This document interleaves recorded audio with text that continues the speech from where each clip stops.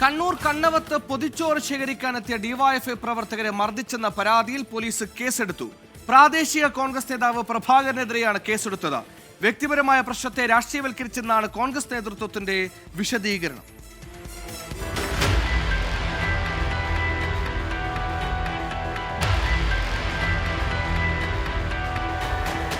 ആശുപത്രിയിലേക്കുള്ള പൊതിച്ചോർ വിതരണത്തിന്റെ ഭാഗമായുള്ള പ്രവർത്തനത്തിലായിരുന്നു ഡിവൈഎഫ്ഐ പ്രവർത്തകരായ ശരത് കുമാറും ലാലുവും. പൊതിച്ചോറ് ശേഖരിക്കാനായി പ്രാദേശിക കോൺഗ്രസ് നേതാവ് പ്രഭാകരന്റെ അയൽവാസിയുടെ വീട്ടിലെത്തിയപ്പോഴായിരുന്നു മർദ്ദനം. പ്രഭാകരനെത്തി തടഞ്ഞുവെക്കുകയും തുടർന്ന് കൈകൊണ്ട് മർദ്ദിച്ചെന്നുമാണ് ഡിവൈഎഫ്ഐ പ്രവർത്തകരുടെ പരാതി.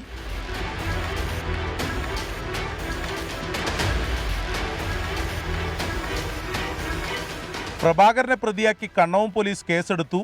എന്നാൽ വ്യക്തിപരമായ പ്രശ്നമാണ് മർദ്ദനത്തിൽ കലാശിച്ചതെന്നും പൊതിച്ചോറ് ശേഖരിക്കുന്നത് തടഞ്ഞുവെന്നത് തെറ്റായ പ്രചാരണമാണെന്നുമാണ് കോൺഗ്രസ് നേതൃത്വത്തിന്റെ വിശദീകരണം.